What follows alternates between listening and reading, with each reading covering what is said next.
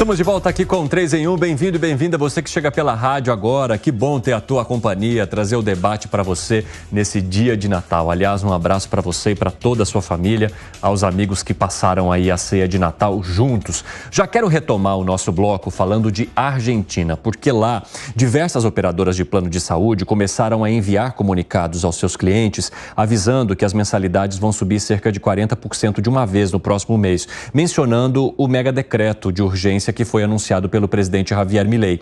E o pacote que revogou ou alterou mais de 300 normas para desregular a economia do país, eliminou os controles de preços na saúde privada e equiparou a chamada medicina pré-paga à obra social, o que significa que não haverá mais a intermediação de sindicatos no setor.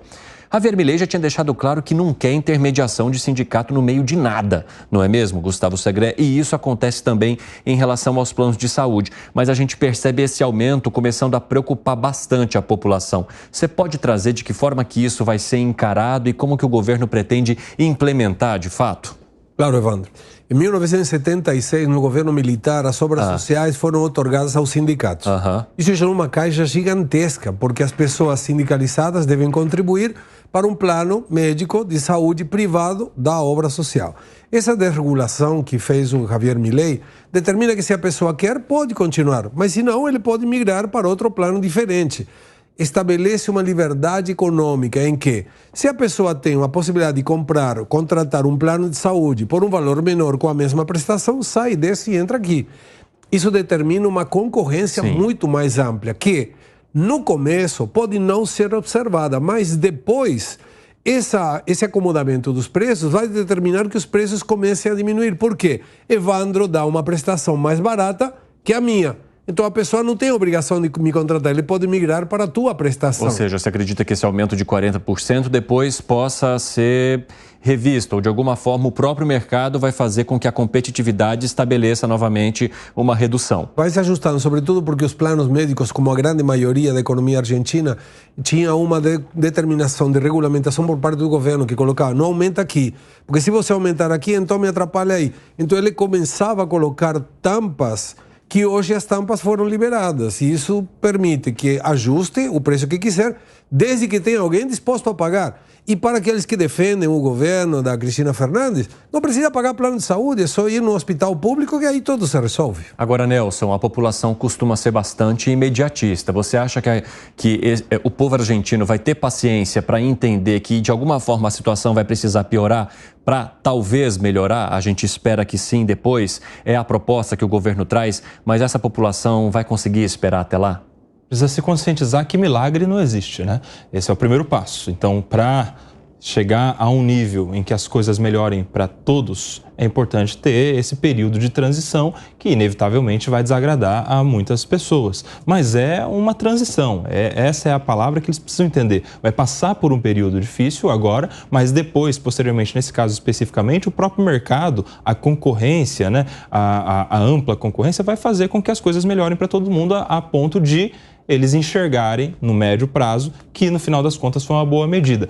Mas é claro que, de imediato, Evandro, vai ter muita gente insatisfeita e criticando, e o Javier Milei vai precisar colocar isso no cálculo político.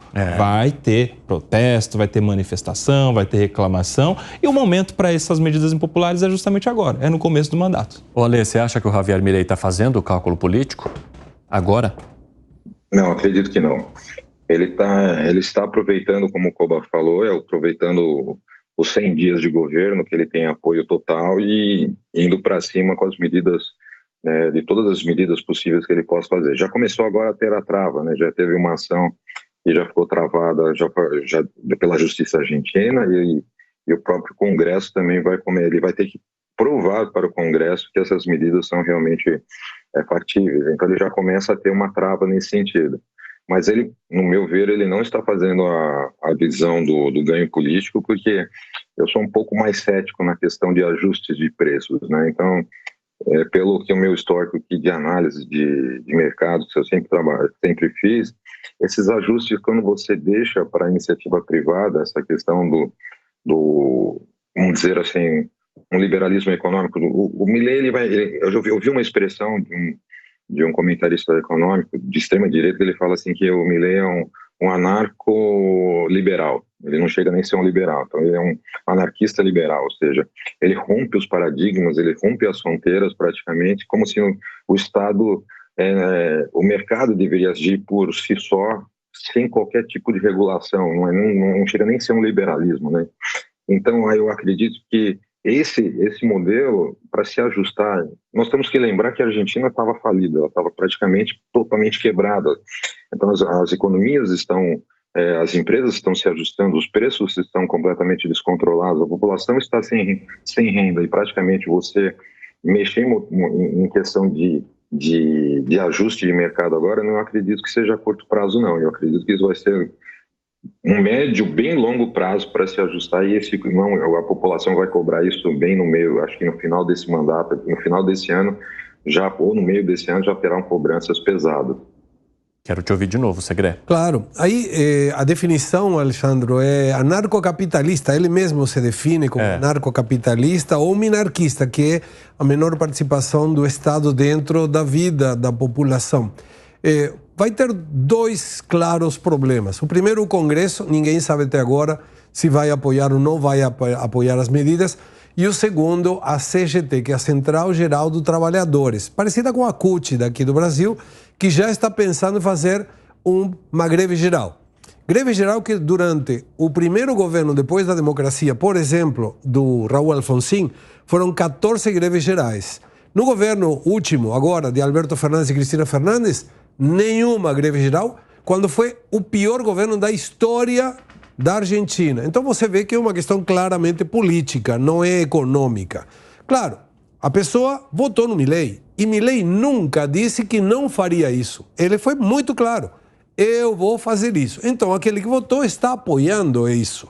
Se o dia de amanhã o Congresso não ratificar esse DNU, Decreto de Necessidade de Urgência, medida provisória daqui do Brasil, é uma forma de ir contra a determinação do povo, que votou o Milei precisamente porque ele disse que faria o que está fazendo.